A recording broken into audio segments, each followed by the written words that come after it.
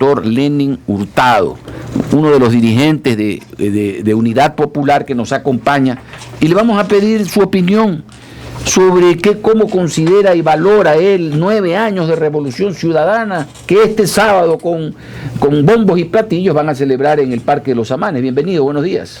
Buenos días a la audiencia de tan importante medio de comunicación.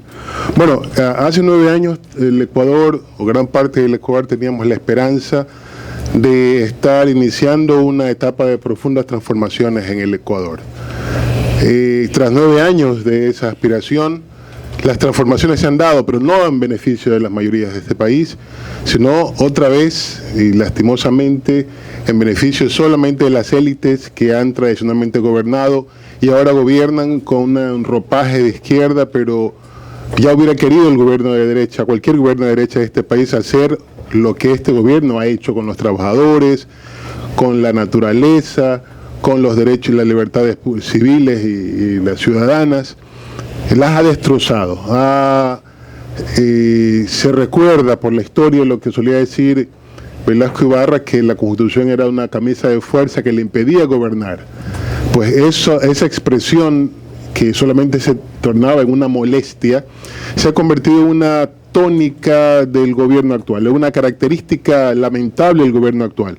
Eso tras 9 años de este modelo que se nos ha impuesto y que realmente el país está manifestando su hartazgo, dado que implica, insisto, en un retroceso de lo que teníamos hace 9 años. Aspirábamos mucho más, asistimos a la Asamblea Constituyente pensando que estábamos sentando las bases de profundas transformaciones estructurales en el Ecuador, como una constitución, no como un fin, no como algo escrito en piedra, sino como un instrumento realmente transformador de la sociedad ecuatoriana, que era perfectible, por cierto, pero que no pensábamos que tan pronto iba a ser echada al tacho de la basura como ha ocurrido en los actuales momentos. Pero dice Patiño, y lo ha dicho el presidente también en las tantas oportunidades que tiene para dirigirse al país, que tienen las mejores vías de América Latina, que la organización del Estado hoy es eficiente, que hay escuelas del milenio, que hay hospitales, que tienen los mejores indicadores económicos de la región. Bueno, esos son números tan solo. Yo escuché del ministro Patiño hace un momento, diciendo, por ejemplo, que la justicia es absolutamente independiente, que los miembros de la función judicial han sido nombrados en un proceso diáfano, prístino, que son los mejores juristas los que están en el Ecuador. Bueno, los abogados que hacemos litigios permanentemente, regularmente, sabemos que esas expresiones del ministro Patiño son solo enunciados que no se reflejan para nada en la realidad. La realidad concreta en este tema particular es que la función judicial está devastada desde el punto de vista moral como consecuencia de las imposiciones, de los condicionamientos, de las persecuciones, las amenazas a los jueces para que cumplan sus designios, y eso es lamentable. Las carreteras, sí, perfecto, pero ¿para ir a dónde?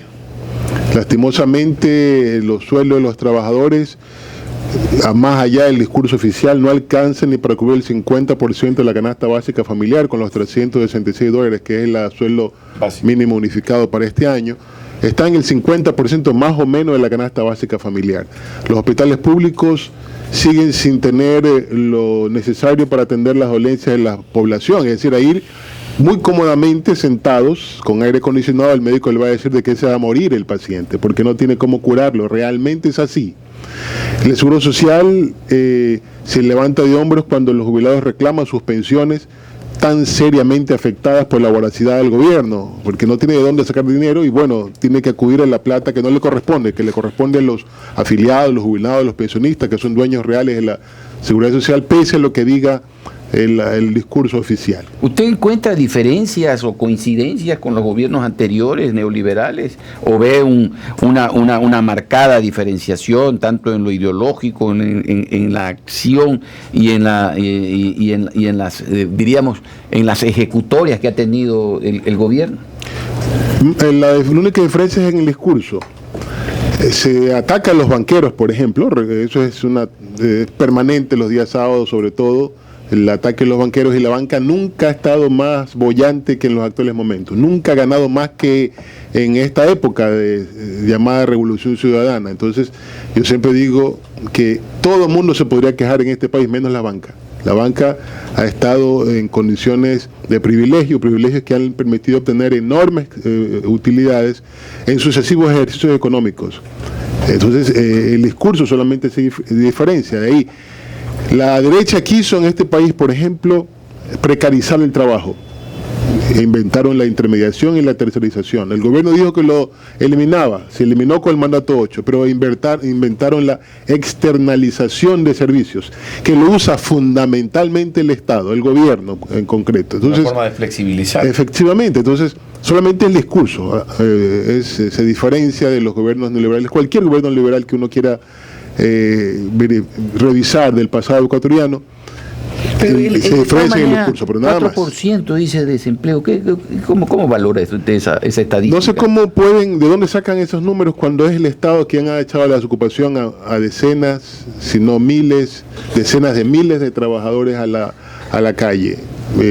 La semana pasada nomás se reseñaba cómo en la petrolera, en Petroamazonas, se han echado muchas personas a la desocupación, sin que media alguna cuestión. Nadie, el ministro del Trabajo no dice absolutamente nada. Social, ¿no? Efectivamente, no saben de dónde sacar plata ahora con la baja del precio del petróleo, que dicen está a 35.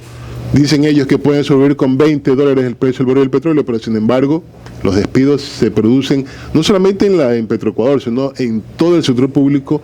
Son miles de trabajadores echados a la desocupación sin que les duele en absoluto, que son padres de familia y madres de familia que no van a tener cómo llevar el pan a su casa. Hay un filón que para mí, no dejaré de tocarlo con Ángel, hemos sido en estos reiterativos, en preguntarle a todos los actores y dirigentes que hacen opinión en el país, ¿qué pasa con el sector agropecuario?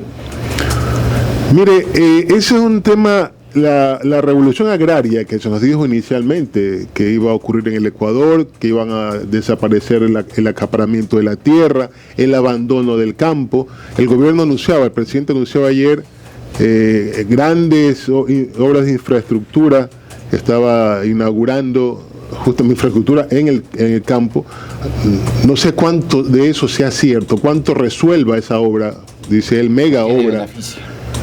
Dice que son 185.000 hectáreas que se han protegido en el Ecuador gracias a la infraestructura levantada. Bueno, no sé si eso sea cierto, insisto, pero lo cierto es que mucho más tiene que haberse hecho con los recursos que han tenido el Ecuador, y no solamente en infraestructura, sino en crédito, en asistencia técnica, en semilla calificada para que los campesinos puedan producir realmente lo suficiente para establecer más bien la soberanía alimentaria que tanto reclamamos, la soberanía y seguridad alimentaria que tanto reclamamos. Y sí, verdad, perdón que le interrumpa, pero es verdad lo que dice. La semilla certificada en el Ecuador, apenas en el arroz es que hemos avanzado algo. No tenemos casi nada en nada. Mientras otros países han avanzado inmensamente por las exigencias del mercado internacional, pues que ahora le pone una cantidad de trabas, sobre todo sanitarias, para los productos agropecuarios. Pero, por ejemplo, Perú, a más del berro y aparte de lo que le produce la tierra, nosotros nos vende hasta duraznos ya.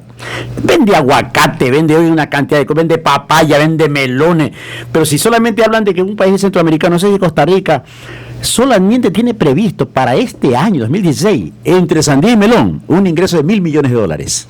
Así es, y lo que hace el gobierno es eliminar una barrera de protección de los campesinos del país, que era la prohibición de semilla transgénica.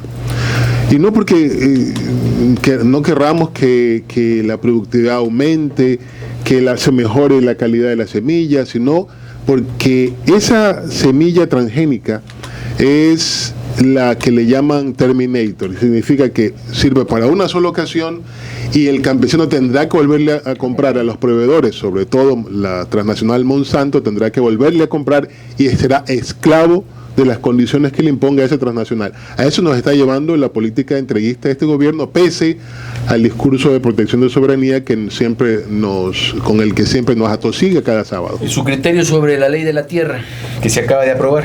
Precisamente es un mecanismo que ellos dicen que es una profundización de la revolución agraria, que es inexistente de acuerdo, por ejemplo, a entidades como organizaciones como Fenocin, que eran muy cercanos al gobierno. Ellos mismos dicen que es una deuda pendiente el tema de la democratización de la propiedad de la tierra en el sector rural.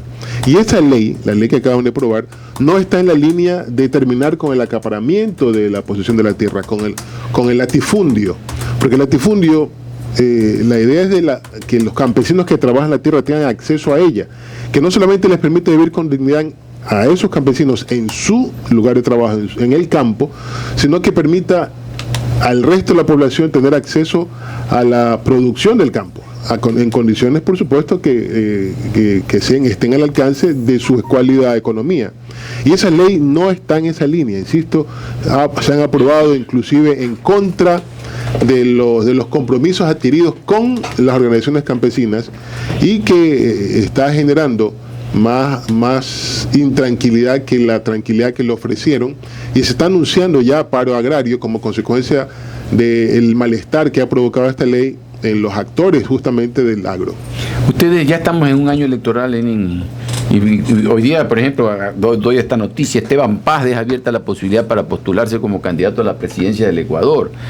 Unidad Popular, ¿cuánto van a tener ustedes su convención como para ir ya preparando el camino para posibles candidatos, tanto presidencia, vicepresidencia o asambleístas? Bueno, la Unidad Popular tuvo su convención el año anterior. En esa convención lo que se estableció fue nuestra posición permanente de buscar la unidad de la tendencia. Es decir, lastimosamente no es la unidad por la unidad, digo lastimosamente porque lo ideal en el papel es que todo el anticorreísmo, como se ha denominado, estemos unidos. Y eso no es correcto tampoco, porque no es la unidad por la unidad, sino la unidad que es donde un programa, una agenda. Efectivamente, que compartamos algún objetivo. Pero en la Unidad Popular planteamos algunos nombres. Se planteó, por ejemplo, en la convención el nombre de Marta Roldós, el nombre de Carlos Pérez, el nombre de Silva Buendía. Mi nombre también se mencionó como parte de los que tiene que servir de insumo para el debate. Finalmente tendremos que buscar una alternativa que sea en consonancia con las posturas de la izquierda, que básicamente tiene que ver con la recuperación del modelo de desarrollo que se nos ofreció hace 9 años y que se abandonó hace mucho tiempo. Pero eso es lo que a pesar de que esos nombres, como también podríamos haber agregado ahí ya Marta Caicedo, Antonio Acosta, Alberto Acosta, perdón, que ya vimos que en las elecciones pasadas pues nos sacaron, fue muy pobre el apoyo electoral. Ahora estamos en un proceso de debate, es decir, y los nombres son parte de ese debate solamente. Es decir, aquí nadie tiene posturas excluyentes. Exactamente,